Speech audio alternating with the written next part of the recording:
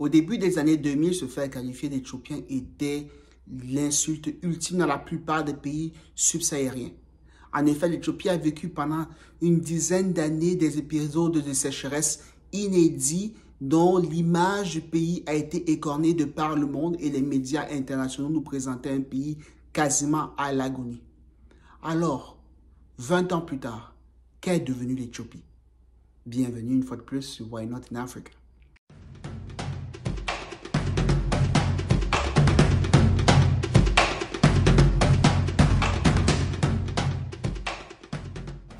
Bienvenue une fois de plus sur Why Not in Africa, la chaîne qui parle d'économie, de finance et de géopolitique vue sous un prisme africain.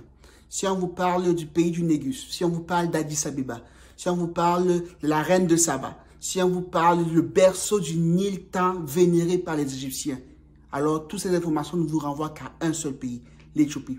Ce pays de plus de 120 millions d'habitants a effectué une prouesse économique énormissime dont tous les pays d'Afrique doivent s'inspirer pour la suite. Bien évidemment, il y a ce qu'on appelle plusieurs défis auxquels font face l'Éthiopie, mais il serait judicieux de saluer les efforts du gouvernement éthiopien pour développer leur pays. Et comme je sais si bien le dire parfois, on ne pourra faire des avions qu'en apprenant d'abord à faire des choses simples comme des stylos, comme du textile. Et c'est exactement ce chemin qu'est en train de prendre l'Éthiopie. Le but de cette vidéo aujourd'hui, c'est de vous apprendre plus sur ce pays et de savoir quels est les soubresauts, quels sont les piliers du miracle éthiopien. Mais avant tout, il faut savoir d'abord c'est quoi les faits généraux économiques de l'Éthiopie en général. En effet, la République démocratique fédérale d'Éthiopie est un État d'Afrique de l'Est qui a plus de 120 millions d'habitants avec sur plus de 1,12 million de kilomètres carrés. Ce pays a eu un essor économique formidable depuis le début des années 2000 avec une croissance de près de 8% en moyenne à la deuxième décennie des années 2000 et la première décennie avec une croissance de plus de 10%, imaginez-vous. Actuellement, l'Éthiopie a un PIB autour de 300 milliards de dollars en parité de pouvoir d'achat, ce qui est énorme. Ce pays a effectué une mue incroyable quand, comme je l'ai dit au début de cette vidéo, l'Éthiopie était qualifiée de pays en décrépitude au début des années 2000 vu les multiples conflits dont il a subi. Cet État fédéral est constitué par 4 ou 5 grands groupes ethniques dont les plus connus, c'est les Tigrés qui représentent à peu près 6% de la population au nord. Et ce pays n'a malheureusement pas d'accès à la mer depuis la perte de l'Érythrée dans les années 90-2000. Donc l'Éthiopie est un pays qui est en plein essor, qui est un pays avec une dette qui est un maximum de 37% de son PIB, donc il y a une marge énorme pour pouvoir développer ses infrastructures, développer ses économies. En comparaison avec les pays francophones, la plupart d'entre eux qui ont des dettes autour de 70%, malgré les ajustements structurels, malgré l'effacement de la dette au début des années 2010, pour la plupart des pays africains, l'Éthiopie gère quand même pas mal son pays. Alors, vu ces faits généraux, quelles sont les bases du développement de l'Éthiopie en général et quelles sont les bases du miracle éthiopien en Afrique? La première base du miracle éthiopien en Afrique est d'abord tout l'électricité. En fait, l'Éthiopie a cet avantage de bénéficier d'un énorme réseau hydrique qui permet de pouvoir s'alimenter en hydroélectricité. Malheureusement, le pays n'a pas vu l'instabilité auquel il faisait face au début des années 2000. Il n'a pas pu développer ces réseaux-là. Par contre, l'Éthiopie a initié un projet depuis les années 2010 à peu près, le barrage de la Renaissance. Ce projet est énorme et vital pour l'Éthiopie dont les besoins en électricité croissent de peu près 30% par année depuis une dizaine d'années. L'Éthiopie a initié ce barrage de la Renaissance qui va sur un des affluents du Nil avec une capacité entre 5000 et 6000 mégawatts, ce qui est énorme, ce qui dépasse largement la capacité de production d'un pays comme le Cameroun, pourtant béni par plusieurs fleuves. Passons. Anyways, on peut dire que l'Éthiopie c'est la base. Et quand on sait très bien que la politique qu'a établie aussi la Chine pour se développer pendant plus d'une dizaine d'années était d'abord la production d'électricité, car dans un pays en voie de développement, l'électricité veut dire production, production veut dire exportation. C'est le même créneau qui est en train d'entreprendre l'Éthiopie actuellement avec une production projetée d'ici 2037 de presque 37 000 mégawatts, ce qui ferait de l'Éthiopie l'un des leaders africain dans la production hydroélectrique et la production électrique en général, ce qui va dire que c'est un pays qui va s'industrialiser de manière factuelle.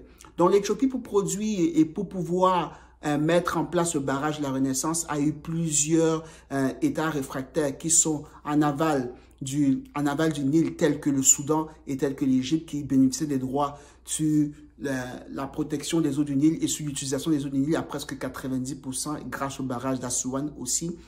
Ils ont pu batailler contre ces pays-là et maintenant l'Éthiopie a autofinancé son barrage de plus de 10 milliards de dollars grâce à des fonds, à des titrages spéciaux que le gouvernement éthiopien a fait tirer pour la population éthiopienne. Donc, il faut savoir que jusqu'à preuve du contraire, actuellement, le barrage de la Renaissance en Éthiopie a été financé à 100% par les Éthiopiens, ce qui est une prouesse quand on sait que Inga, qui est actuellement au Congo, n'arrive pas à se financer de cette manière-là. C'est une prouesse. En plus d'apporter énormément d'énergie électrique, le barrage de la Renaissance va permettre de réguler justement les flux d'eau pour le Nil et garantir aussi une irrigation plus performante pour les populations riveraines de ces eaux-là et pour l'Éthiopie aussi qui n'a même pas 3% de ses surfaces arables irriguées actuellement. Donc c'est énorme, l'hydroélectricité est la base du développement de l'énergie et de l'économie éthiopienne. La deuxième attention qu'a le gouvernement éthiopien sur son développement harmonieux sur le plan de vue économique est les investissements directs étrangers.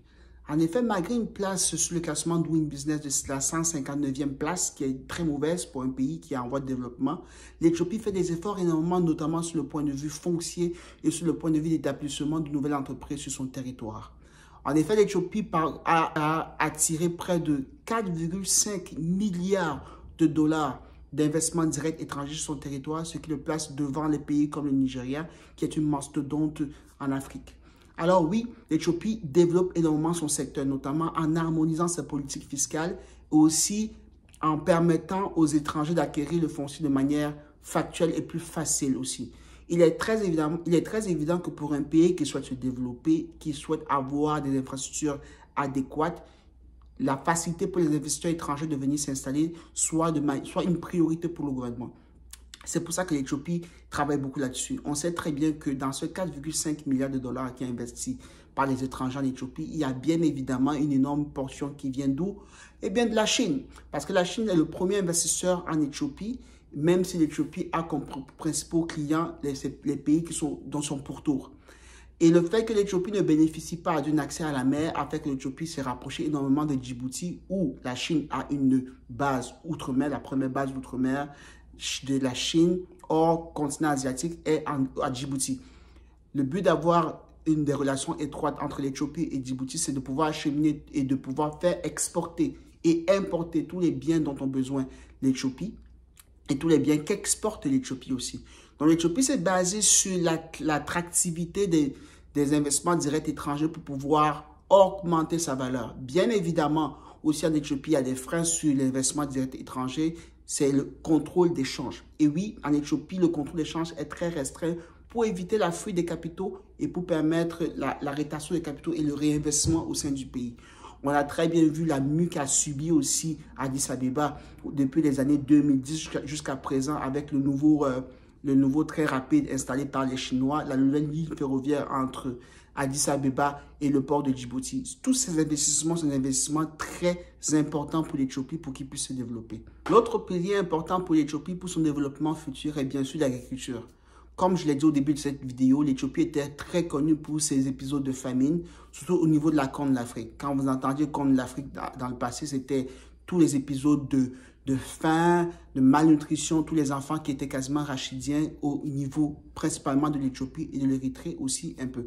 Donc l'Éthiopie a beaucoup travaillé là-dessus jusqu'à quasiment atteindre l'autosuffisance en production céréalière.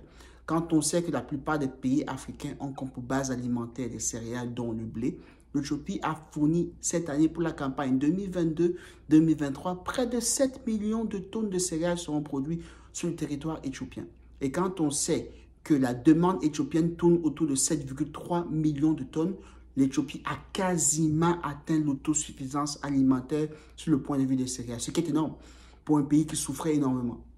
Et quand on remet aussi le cheptel éthiopien qui ne fait qu'aller crescendo et l'ouverture du barrage de la Renaissance avec la politique d'irrigation que souhaite établir le gouvernement éthiopien, c'est juste énorme. Donc l'Éthiopie est en train de miser sur les facteurs principaux, se vêtir, se nourrir et avoir un toit qui sont les principaux éléments de la pyramide de Maslow, comme vous le savez tous. Alors oui, l'Éthiopie va devenir un tigre parce que l'Éthiopie a commencé par la base. Toutefois, il y a certains dangers que l'Éthiopie doit pouvoir juguler pour ne pas devenir un tigre aux pieds d'argile. C'est la guerre du Tigré. Alors, en langage du quartier, comme on dit souvent dans les pays, la plupart des pays africains, Côte d'Ivoire et Cameroun, le caillou dans la chaussure de l'Éthiopie est bien évidemment la guerre du Tigré. Actuellement, il y a une région entière en Éthiopie qui souhaite faire sécession. C'est la région du Tigré. Le Tigré, traditionnellement, est la région d'où provenaient la plupart des premiers ministres éthiopiens. Le plus connu, c'est Zenawi, qui a gouverné l'Éthiopie comme premier ministre de 1995 jusqu'à 2012 à sa mort. Et cette région, dont est occupée par les Tigréens en majorité, qui représentent à peu près 6% de la population globale éthiopienne, a très longtemps dominé les débats politiques au niveau de l'Éthiopie. Malheureusement, depuis 2018, ils ont perdu le pouvoir au niveau de l'Éthiopie et c'est allé vers le groupe ethnique Oromo. D'où on a cette crise qui sévit en Éthiopie depuis le début des années 2020. Donc l'Éthiopie actuellement est en pleine crise et il y a eu plusieurs batailles malgré un cessez-le-feu qui a été établi l'année dernière au niveau de l'Éthiopie. C'est une épine qui est très très dangereuse sous le prisme de l'évolution de l'économie éthiopienne parce que ces velléités ethniques qui sont très présentes en Éthiopie, car comme je vous l'ai dit au début, il y a à peu près 4 à 5 grands groupes ethniques en Éthiopie, peuvent déstabiliser ce pays qui est en plein essor. Il faut bien savoir que chaque guerre en Éthiopie a toujours conduit à ce qu'on appelle à des épisodes de famine très aggravés et c'est aussi une arme de guerre. Tout comme il a été mentionné aussi au Soudan, qui est actuellement sous l'égide de plusieurs seigneurs de guerre qui veulent prendre le pouvoir entre le numéro 1, M. Bourhan, et le numéro 2 qui dirige une milice. C'est la même chose qui sévit actuellement en Éthiopie parce que les Tigréens, ayant occupé des postes très importants au sein de l'armée éthiopienne pendant des années, ils étaient au pouvoir, ils disposent d'énormes quantités de munitions qui sont stationnées dans la région du Tigré. C'est pour ça qu'ils ont pu tenir tête face à l'armée éthiopienne, qui est sans doute une armée assez bien organisée, car c'est une armée qui intervenait un peu partout en Érythrée et au Djibouti, ainsi qu'au Kenya, pour stabiliser dans les missions de l'ONU ou des missions de stabilisation de paix. Donc oui, l'Éthiopie peut déstabiliser son essor économique génial qu'il a pu initier depuis une vingtaine d'années par des batailles ethniques. Et quand on vous parle du Tigré, est-ce que ça vous rappelle quelque chose au niveau du Rwanda, les Tutsis et les Hutus?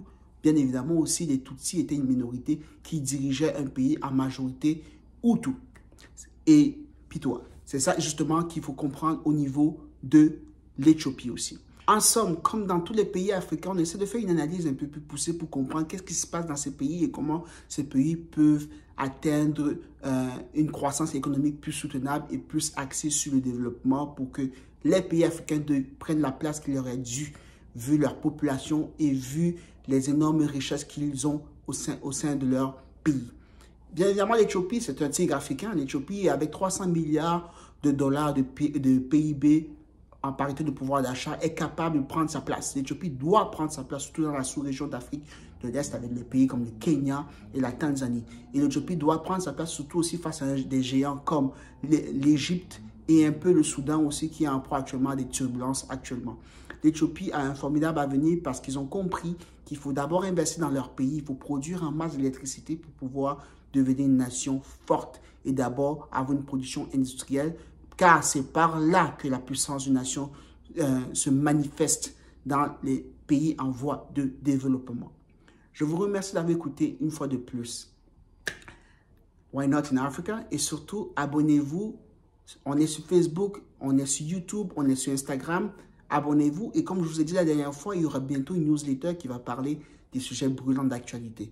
On essaie de changer tout sur la plateforme pour qu'on soit de plus en plus actif et que surtout notre média ait plus en plus d'impact. Le prochain live se déroulera le week-end prochain. D'ici là, restez zen.